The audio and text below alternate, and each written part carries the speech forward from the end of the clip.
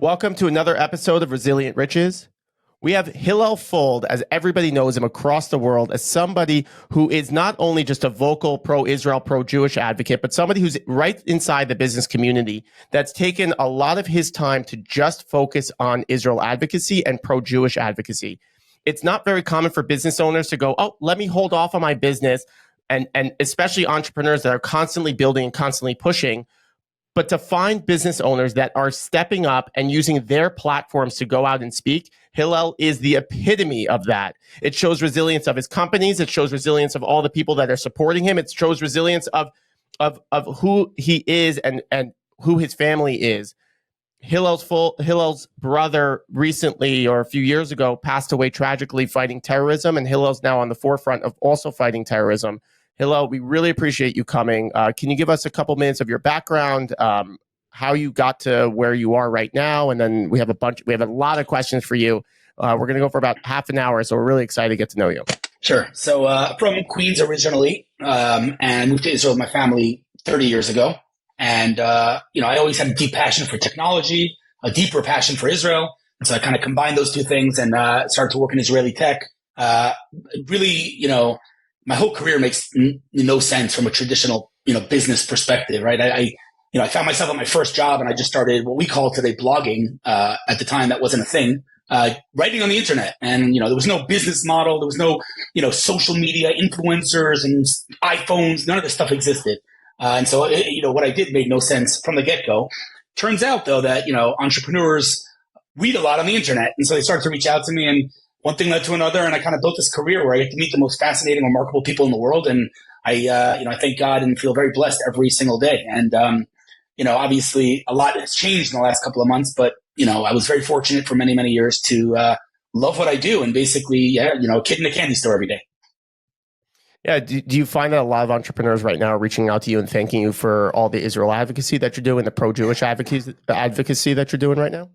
Yeah, I'm getting thousands of messages from people. It's unmanageable. I can't even begin to scratch. I'm trying to do my best to, I try to answer everyone. I don't like ignoring people, but it's gotten way out of control. For the first time in my life, I've never done this before, but now I mute my own tweets because I get 7,000 replies, many of which are horrible anti-Semitic replies, and I just don't have the mental and emotional capacity to even see these things. So, I go into my tweets once a day or twice a day to read some of the replies and engage with people because that's what I believe in.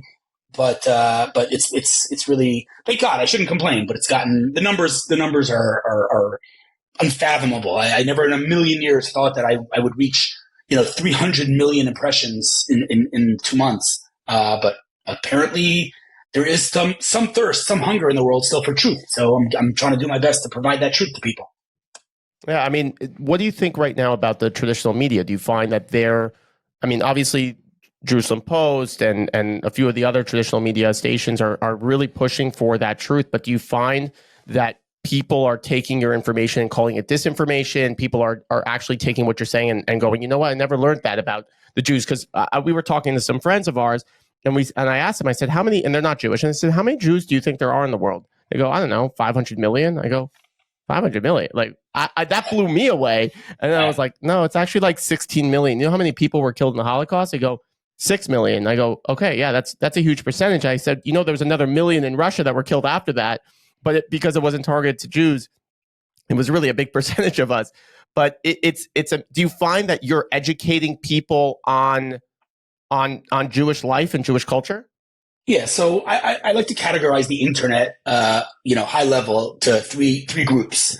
There's our group, right? Our echo chamber that doesn't need convincing, but does need strengthening, right? As we know, many of our, group just don't know the facts, right? They don't have the ability to debate, and provide actual, real, historical facts. So that's one group. There's the third group that is the Heil Hitler people, right? There's no conversing with them. They're not listening. Their Jew hatred is stronger than anything else. And you can provide facts till you're blue in the face. They're not listening. The second group, which I believe is the majority, are the people that still have some integrity and are willing to listen. Most of them are ignorant when it comes to this war and this conflict. They think they know things. They have opinions, but those opinions are based on complete ignorance. So those people, I think, are my primary target audience. And for those people, I'm providing, some education. Like, for example, I wrote a pretty long post on what is Zionism. And I got thousands of messages from people saying, I simply had no idea. So the way I view my mission. That's not just Jewish. That's not just Jewish. That's not just Jewish. Too. So I spoke with somebody yesterday, someone that we work with, Cooper, and we were talking about just what's going on in Israel. Everybody wants to know. Everybody is asking questions. I was there a couple of weeks ago. My mother-in-law is cooking for the soldiers in Herzliya. My wife is going again. She was there to help, and she's going back to help as well. So I was telling him that we had another person on our podcast that was telling us about just what's going on with the traditional educational books. Yeah, he was, and I knew that. I remember in the 6-Day War, and I've been around for a while, and I remember that the math books are saying if you have 10 Jews and you kill 7, how many are left? But I didn't know that was still going on. And he says, Horev was saying that that's still the problem. That's still in their textbooks. And I was telling this to Cooper as a non-Jewish, and he was astounded. He had never heard about this before, didn't understand. And Horev was saying that this is really the only way to solve this is by education, stopping this kind of cultural contamination. Do you find that education that you're giving to people, you think it's changing people's minds? I mean, listen, it's not. I don't view my role as changing public opinion. I'm one person, obviously, but I'll give you an example of a case study and why I think what I'm doing is important right now. There was the story of the hospital, right? And I have access to information through various channels, pretty real time, and so I knew that there was a hospital bombed, and I knew that it was not the IDF, well before it was reported anywhere. And so I took to my Twitter and I said, guys, you're going to hear about a hospital that was bombed. You're going to be told it was the IDF. It was not the IDF. And that tweet got millions of impressions. And by the time the propaganda machine kicked into action and everyone was being told it was Israel, these, million people knew not to believe the propaganda. Now, is that, a billion people? No, but it's a million people. So it's something, and so I based on, the replies that I'm getting I see that I am changing people's opinions. I would love to scale this, and I would love to, take my 300 million impressions and bring it to 3 billion impressions. But, right now I'm a one-man show. I mean, I have, some people helping me, but I do need to scale this operation. How are you going to scale it? You are in the tech world, so how are you going to scale it? I mean, at the end of the day, as cynical as this might sound, it requires resources. I mean, I have the people. I know who. I'll give you an example, right? So, right now I have someone who's helping me out with LinkedIn, and I have someone helping me out with Instagram because there's no way I can manage them, and Facebook and Twitter. There's no way. And I've completely 100% neglected TikTok and basically YouTube, which are maybe the 2 most important platforms. And I don't have the bandwidth. I'm one person. And so I've neglected them, which is so unfortunate because I have the content. It's not like I have to create content for TikTok. I have the content. I just need to optimize it for TikTok. For that, I need to hire someone. And right now, I'm not on anyone's payroll. I'm doing it, because I think this is what I need to be doing. And I'm not going to stop no matter what, because obviously I feel like everything I've done till now has led me to here. So I do need to scale the operation by hiring, creative minds who are able to, take my content and optimize it for the relevant platforms. It's a question of resources. I'm going to do it. There's no question. It's just a question of when. Yeah, I mean, there's 2 types of people right now. There's people who are sitting on the side and just thinking and just getting depressed, and then there's people who are actually doing and taking action. And that's we feel like we're in the doing. We haven't stopped doing for 10 seconds. We haven't. I don't think we've had one night that I haven't come text to my dad, hey, we should be doing this or we should be doing that, or calling my staff and doing that. So we've taken a lot of our resources from our personal business and moved that over to advocacy and to show the truth and to show people that 6 million people that died in the Holocaust was enough. And we do not need to have this turmoil anymore. And the Jewish people are not bad people. We're good people. We just want to live. We just want to love, and we just want to give. We're a giving community that really cares about enhancing. I saw a great post that they want to boycott all the Jewish and Israel products. Okay, so if they boycott that, are we going to boycott the Palestinian products? What are the Hamas products? Rape? Terrorism, like what are we going to boycott there? So it's amazing to see what people are actually doing and how they're scaling it. But What would you? Before your ear goes on, I mean, it's actually it sounds like it's a recurring theme. We interviewed Ethan. Also, he was the Eitan, yeah. Eitan. He was a podcaster, and he's saying like to get the Israeli companies to understand this. I mean, you're a startup nation, it's all tech. They don't really understand and are willing to put the resources behind this type of marketing and social media approach. I mean, do you agree with that? Yeah, no, I think that's an outcome. That's a symptom. I think if more fundamentally, we, as in our side in this war, we don't have a narrative, right? They have a narrative. Their narrative is, you're the oppressors, we're being oppressed, resistance. That's it. Now, is it accurate? Is it true? Of course not. It's one big, pile of whatever, but it doesn't matter because it's an easy to consume, easy to understand narrative. What's our narrative? The world hates us? No one cares. Like, you understand the irony of it? We're yelling all day long about how the world hates us, but if that's true and the world hates us, they don't care that we're yelling that they hate us. Like, stop it. It's not effective. Oh, there's a double standard. Yeah, there's always going to be a double standard. That is not an effective narrative. And so, at some point, and I plan on doing this the day after the war, we're going to have to get some of the most, creative minds in the Jewish world, or not even only in the Jewish world, in general, into a room to define our narrative. What is our narrative? And I know what our narrative should be. Our narrative should be that we are the source of light in this world. I mean, it doesn't matter who you are or where you are in the world. You want more light in your feed, right? Your feed is dark. The world is a dark place. And the forces of dark are right in front of us, October 7th. We, the Jewish people, are the forces of light. Where does the world know that it's immoral to rape and murder? From the Torah. Where does the world even have a concept of a weekend? That's because of us, right? So, I'm not going to go and say, oh, you depend on, that's not a good narrative either. I'm going to annoy everyone. But here, let me give you more light. Let me show you how Israel's changing the world. Let me show you how we're curing cancer and how we're dealing with mental health problems and we're dealing with real world problems and making the world a better place in a very, very tangible, not abstract way. That to me is a strong narrative, I think, but we need a narrative no matter what.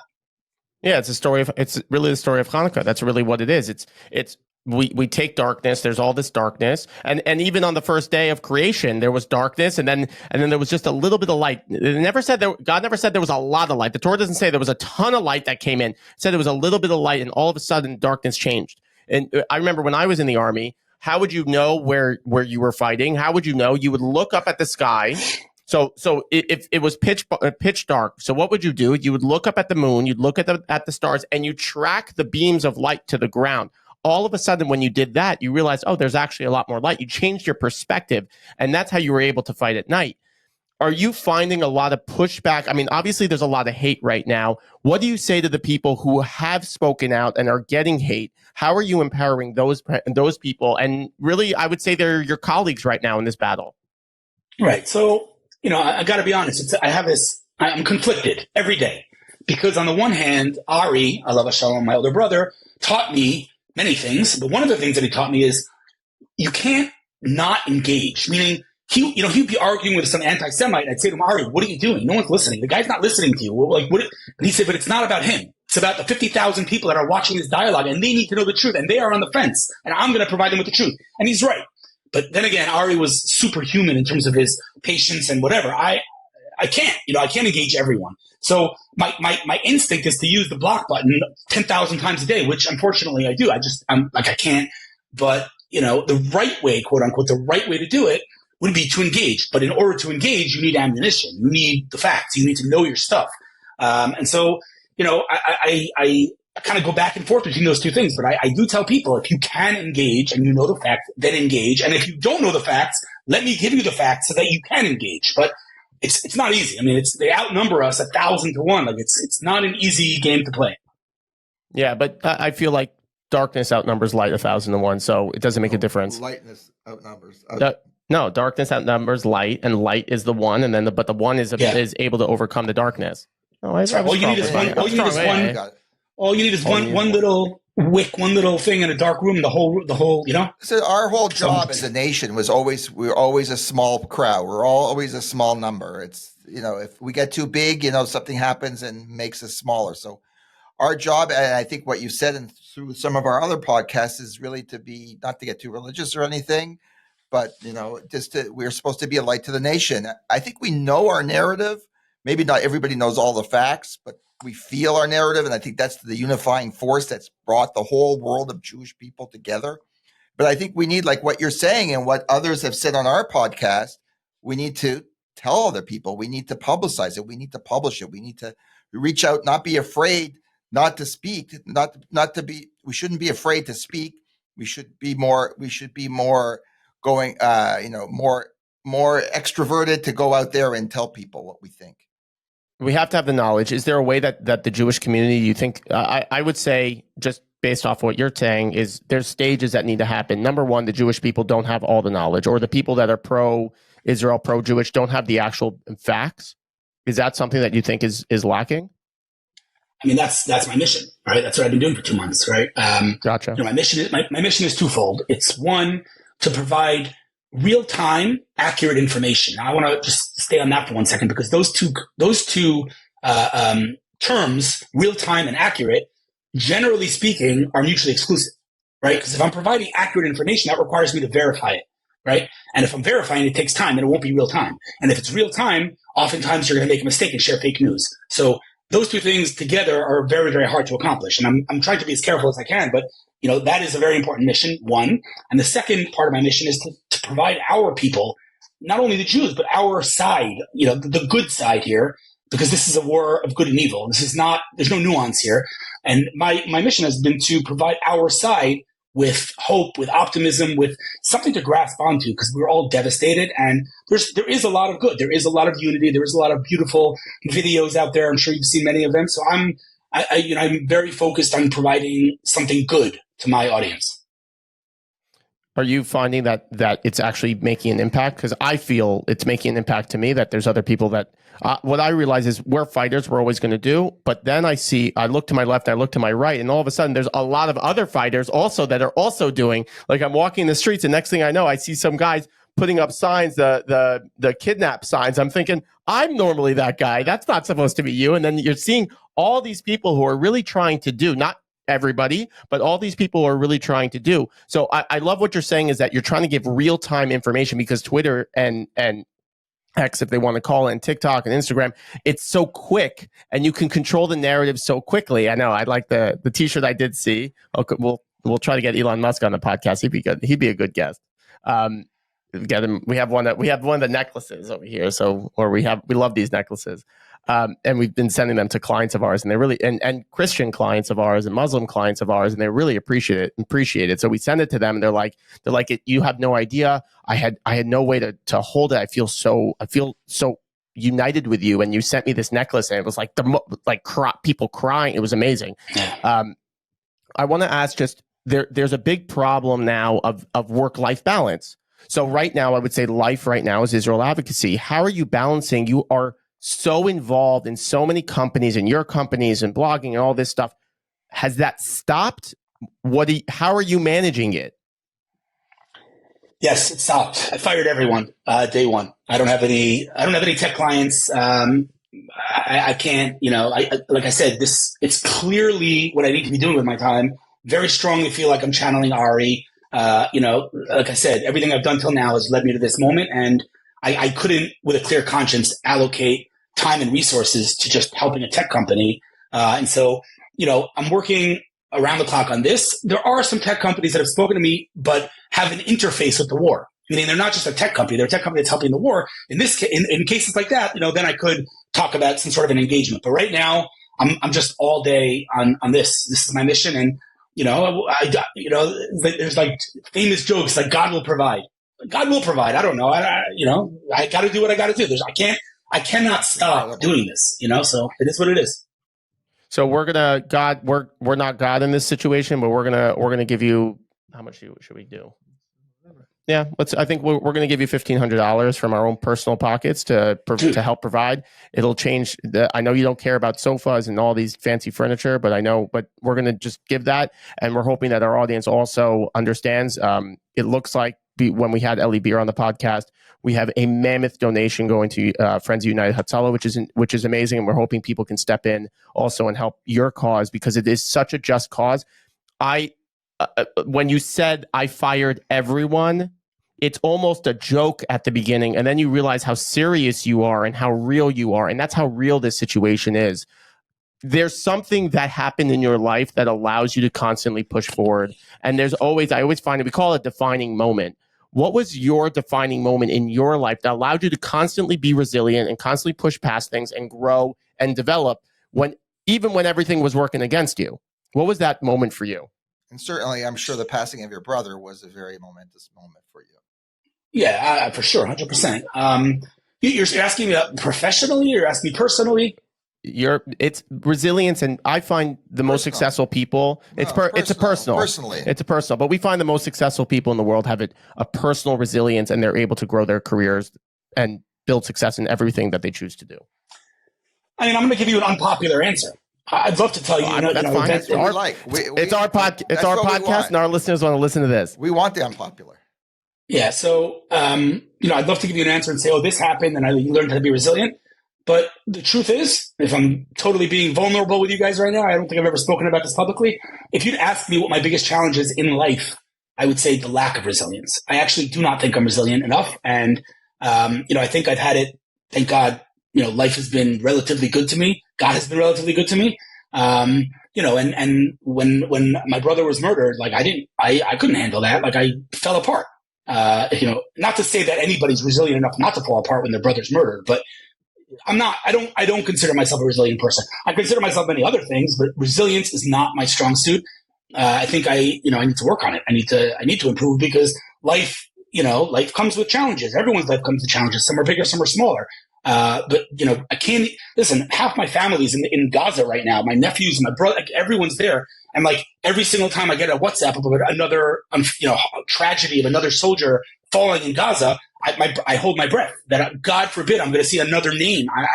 God forbid, I would fall apart. So I don't consider myself resilient. That's the answer to your question. I would consider you resilient because you're able to constantly push forward. People, I will disagree. You're a lot stronger than you think you are, and you're just doing it in a different channel. You're resilient on Twitter. There's a lot of people that they sent. I remember my wife. I don't know if I ever told you this. My wife sends a message. It wasn't the nicest message. It was in like a Upper East Side Mama's chat. So she sends out the message, and somebody answers. It was like talking about how nannies should get. Someone was like, nannies should make $50 an hour. My wife's like, they don't have a college education. Like, there's people with college education making 25. Why are they making more than that? Then somebody answers. She replies to her. She writes, "Wow." And my wife immediately deletes the message. She got like really, really nervous. But you're resilient on that side. It's an easy place to say stuff because there's really not that many ramifications. But I mean, I posted when I went on Fox News and Newsmax and places like that, I got a lot of hate. And honestly, I felt it. I went, whoa, this is crazy. I had somebody text me, "You're a terrorist and all terrorists should die with you in the state of Israel." I was like, whoa, that is an excessive message, and I will block you. I would say you're resilient out of necessity. So you see what needs to be done and you go ahead and you do it. Whether or not it's your first reaction or not doesn't really make a difference, but out of necessity, you're showing your resiliency. You showed it after your brother passed away and you stepped in. You're stepping up. I mean, listen, I'll take it, and I appreciate the kind words that you guys think I'm resilient, but everyone that I know has gone down south and seen the destruction and watched the atrocities. I keep rejecting the IDF. I'm like, guys, I'm not seeing this. Like, no, we're putting together a screening for influencers. Come. And I'm like, dude, not a chance in hell. Not a chance in hell. My neshama, my soul cannot handle it. Like 100%. I mean that totally genuinely. I cannot see that stuff. Like even online, when people send me videos of the atrocities, I immediately block them. I cannot see that stuff. And by the way, I'm not denying or debating the PR significance of having influential people see those atrocities. I get it. Of course. I personally cannot handle that. And so, some people can't handle social media. I'm okay there. But I don't know if I don't call that resilience, because that's my comfort zone. Resilience would be getting out of my comfort zone, and I don't get out of my comfort zone. I'm not interested in seeing that stuff. Only getting out of your comfort zone when you need to. I mean, there's no need to see, if you don't need to see further atrocities on video, if you already can imagine even worse than that, which you probably are, and you've already gone through it yourself. You need to show those videos to people that don't understand what's going on. not to people that do understand it already. It's just more of the same. But Hillel, I know we only have a few more minutes with you, and we really appreciate you taking the time. So one thing that we love hearing is that how you're doing, and we're happy to support, and we hope that our people support you. How are you empowering other people to step up, and what are you saying to other people that their role needs to be in this war? Because not everybody can be in the front lines of Gaza, as you understand. Not everybody can watch the videos. Not everybody can. People have weaknesses in life, and we're saying stay away from weaknesses and focus on your strengths, but double and triple and quadruple down on your strengths. What are you saying to those people that feel like they want to get in, but they don't know how to? Well, I mean, everyone has a keyboard, right? We all have a keyboard. And I think that many people belittle their ability to impact and influence people. But again, if Ari taught me anything, it's that one person can impact millions of people. And so I say to people, listen, I'm not saying you have to turn into like a mega influencer and start building a YouTube and TikTok channel. That's not what I'm saying. But, you do have an opinion. You do have thoughts. You do have insights. Open your keyboard and start writing. And people are like, no, it's an echo chamber. That is not how the internet works, right? If I post something on whatever platform and it gets reposted or shared or retweeted by someone else, I just got out of my out of my echo chamber. So, I tell people, every single person, in my opinion, has the ability to bring impact to this world in general, but specifically in the war.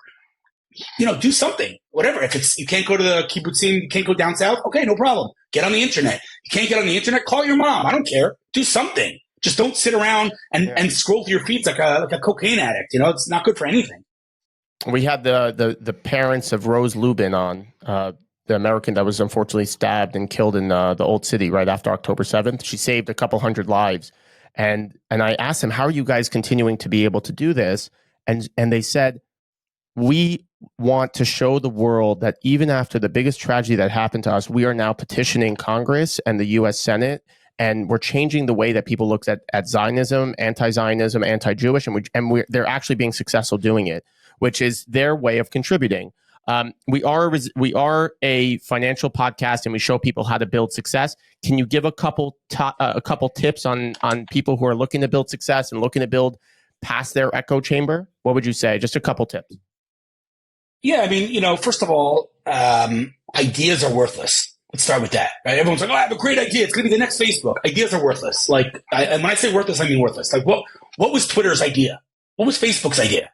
What was Apple's idea? It wasn't an idea. There was nothing. The ideas were not a part of it. It was execution. So ideas are irrelevant, number one. Number two, and this is perhaps a little more controversial, I actually think technology is irrelevant too. Again, what technology does Twitter have? What technology does Uber have? Deep technology is borderline irrelevant, with the exception of a certain number of sectors. But generally speaking, consumer tech, whatever you're building for human beings, no one cares about your tech stack. No one cares about your algorithms. No one cares.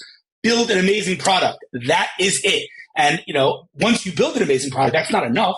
You obviously, because if I had to choose one sentence that I hear most often from entrepreneurs, it's the famous, if you build it, they will come. If you build it, no one's coming. No one heard of you. So build an amazing product and then make sure to get the message out to the right people, right? I always give BlackBerry as an example. I don't know how old you guys are, but I'm assuming you had BlackBerries at some point, right? My dad and we're Canadian. We grew up in Toronto, so my dad's pushing 35. Don't age discriminate against. BlackBerry was a seasoned professional, cutting edge technology when it came out. It's amazing. Okay, so here's the thing. Every single person that you will ever ask who had a BlackBerry will say the same thing. They loved their BlackBerry. It was an amazing product at the time. It was revolutionary. It was amazing. Everyone loved their BlackBerry. And yet, where are they? So a good product's not enough. It's just not enough to build a good product. You got to build a good product. You got to get it in the hands of the right people, which should be relatively trivial. Of course, you need to get in the hands of the right people, but unfortunately, too many entrepreneurs are like, oh, let's go viral on TikTok, even though you're selling an enterprise product to CIOs. You know what I mean? So know your target, know where they're hanging out, talk their language, and build a product that people need. Yeah, 100%. And that's what we've been saying. Number one, and I'll take from this podcast is it's not about ideas, it's about execution. That's something that you've done consistently, and that's the reason why you've been successful. We are executors. When I first started, I didn't know what finance was. I studied finance in college, but I was told to write a check to myself, and I say this a lot. I was told to write a check to myself, dated to myself a year later of $250,000 of income. That was what I wrote to myself, and I say that to everybody when they're starting, because you can manifest it really. And I said, how am I going to do this? And we had I had coaches at the time, and they're like, do A, B, and C, say this, say that, say this, say that, and you're going to make it. So that at that point, I pushed, I did it, and I executed every single day, and that's all I did. Thank you, Hillel, for everything you're doing. We really appreciate it. I know you got family, you got Twitter, you got all this stuff.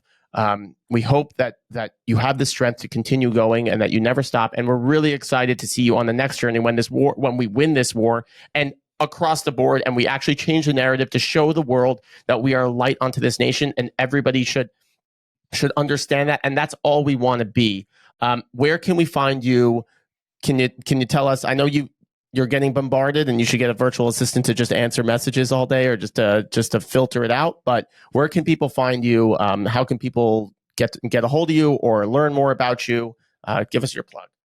I mean, anybody could, add me on any of the platforms: LinkedIn, Facebook, Twitter, Instagram, YouTube, wherever. HillelFuld.com is my website. There's a contact form there. But anybody who's ever, written to me, especially before the war, but even now, if someone sends me a message, they're going to get a response. So yeah, feel free to reach out.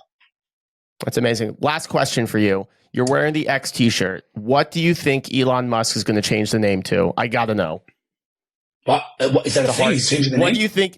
What do you think? Yeah, he's saying X is just a placeholder. A placeholder. He said he's going to change the name to something. What do you think it's going to be, if you have an opinion? Honestly, if you would be smart, and he's a brilliant dude. There's no one, no debating that. But I think taking a brand as strong as Twitter, like why are you reinventing the wheel? People know Twitter. People know tweeting. It's a thing. Don't ruin a brand that already exists. So if he was smart, he'd go right back to Twitter. That's what I think he should do. I mean, think about it. When someone's talking today, does anybody call it X? If anybody calls it X, they say X, formerly Twitter. Like why? Just call it Twitter. So you think he's going to go back to Twitter? I hope so. At least he should. I hope so too. Yeah. What are you going to do? I'm going to send. I don't know what this X is. I know Twitter. I don't know X. What's this X business? Right. I'm going to send you an X, and my wife is going to get mad at me because an X is coming over. It's scary. It's scary for people. But Hillel, thank you so much for coming. We really appreciate you. We love you. We want to send you all of our energy and all of our passion, and that what you're doing is noticed. People want to stay behind you. We're doing, and there's thousands of people that we've spoken to that are also doing as well. They're fighting along the side with you. I can't be in Gaza, and I have friends. A lot of my friends that I was in the army with are in Gaza, and they say, it's so important what you're doing, and we really appreciate it. So I want to tell you that we really appreciate it, and everybody behind us and everybody that we know is also really appreciating it. So Hillel, thank you. If you can just mention your brother, your Hebrew brother's name, we're going to be doing we're writing a Torah that's going to be finished at Kibbutz Be'eri, or one of the kibbutzim, and we're going to have in his memory, we're going to have him on the brochure. What is your brother's Hebrew name that we can send? I don't think he needs to get higher in heavens because he's already at the highest level, but he'll bring us up with him. Ari Yoel ben Harav Yonah. Ari Yoel ben Harav Yonah. May his neshama have an aliyah, and may he carry us through his wisdom and through his strength for all eternity. Hillel, thank you so much for being here.